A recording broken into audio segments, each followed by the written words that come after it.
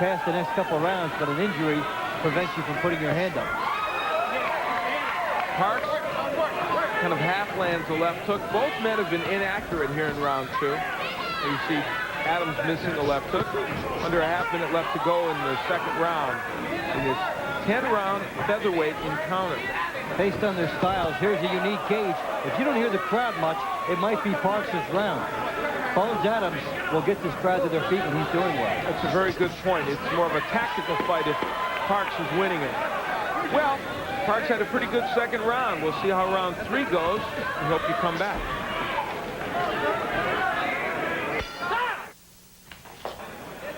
We head into round 3. That's Clarence Bones Adams, the 20-year-old who comes into this fight against a man 10 years his senior, Tommy Parks.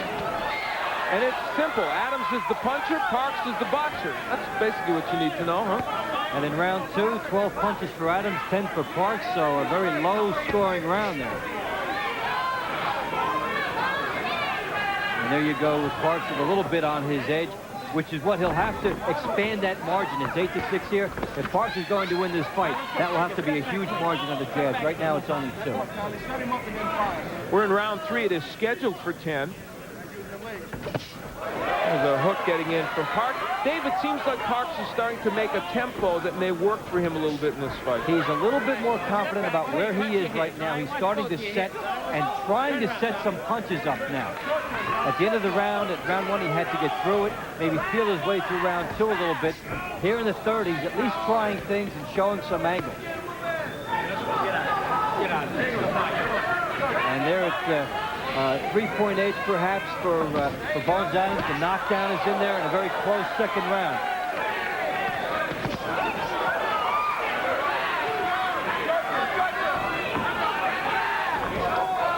Bones Adams missing a lot here. This is going to pump Parks up. He's having a hard time, Adams is, when he gets on the inside there landing. And now Parks pushing him back and lands a good right hand to the head of Clarence Adams.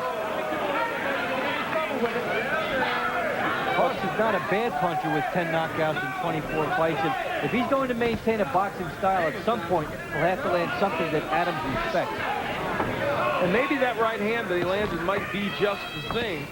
But Adams still continues to pour in and land it right to the body. Now, if you joined us late in round 1, Clarence Adams had Parks down with a left hook toward the end of the round. But we suspected at the time that it might have been as much Parks being off balance, and maybe that was the case because he hasn't been hurt since.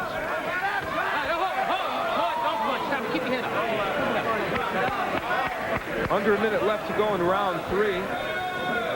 There is an uppercut for Bones Adams just begging to be thrown as Parks goes over the top and he's leaning in. If Adams can time that, he can step back a little bit and then come forward with an uppercut. Adams continues to come forward. They clash heads again. Nobody is cut, which is good. It was an accidental clash of heads, or it appeared to be. So the final seconds here in round 3, a round in which Adams has pursued, Parks has counterpunched, and that may be the pattern for this fight.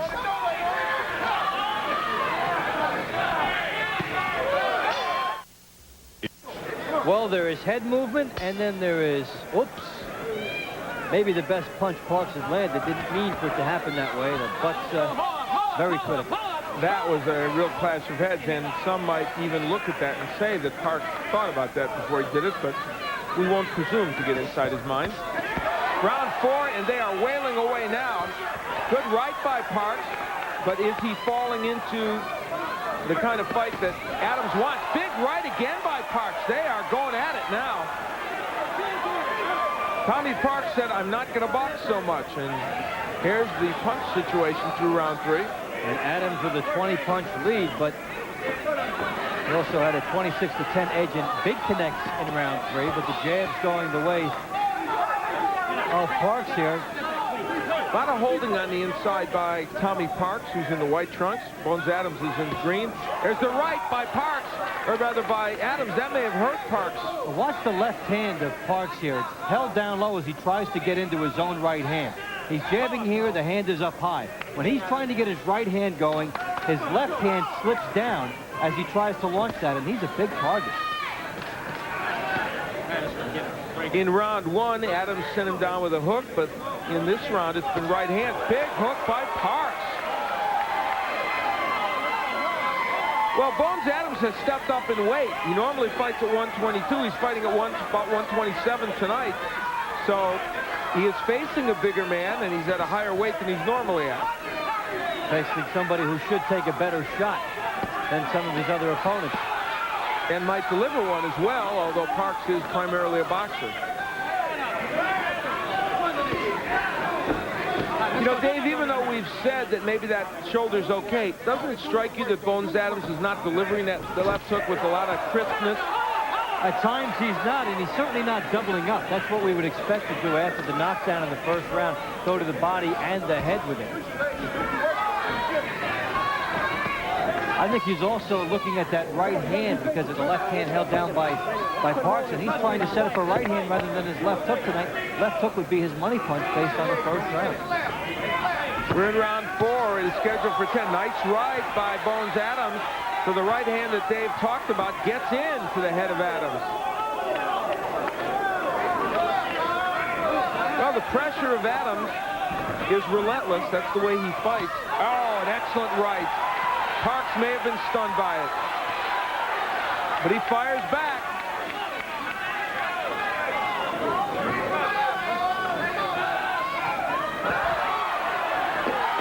Bones Adams has turned up the heat here in round 4. We'll see if Parks will wilt.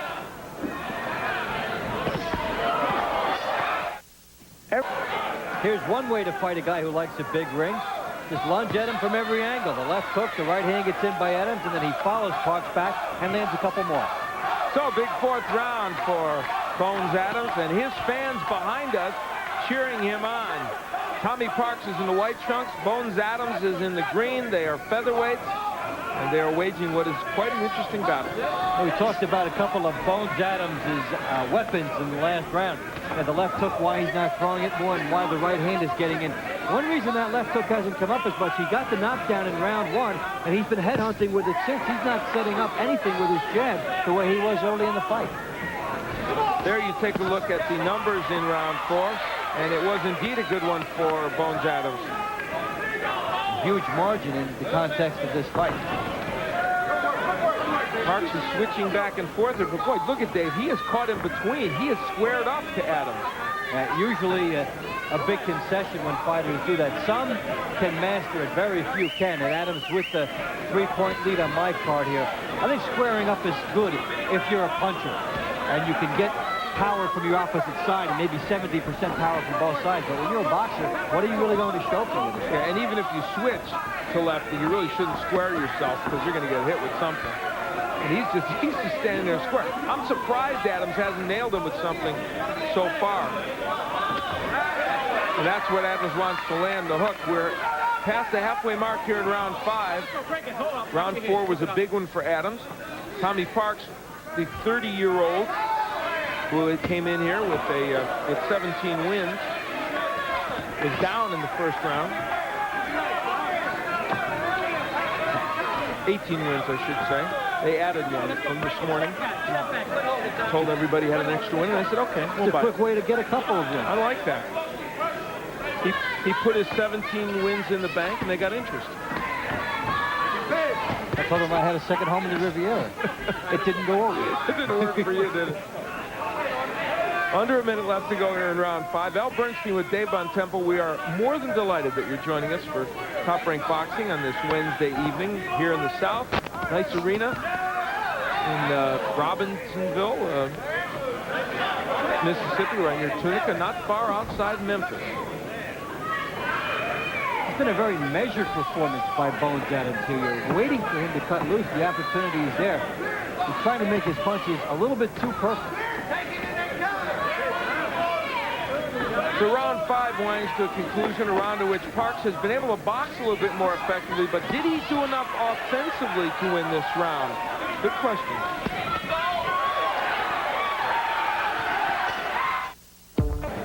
There you take a look at Tommy Parks, who has had some problems with Bones Adams during the course of the first 5 rounds of this bout.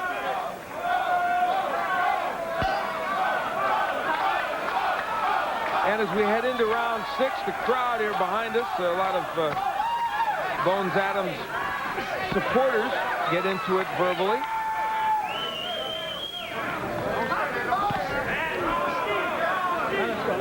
Take a look at the punches in round 5. Also a good one for Clark. Actually, for Adams, better even than I would have thought it was for him. Yeah, a low number of connects for both fighters. Adams has pretty much been waiting for the one bomb, and the first round knockdown sort of set that up for him. And he feels that he can walk right through Parks right here, and he's gearing his attack that way, looking for the one shot. And even when Parks hits him with a pretty good shot, he does walk through it, so I don't think Adams feels that there's a big problem there. And sometimes, Dave, when fighters fight at a higher weight, it gives them more of a feeling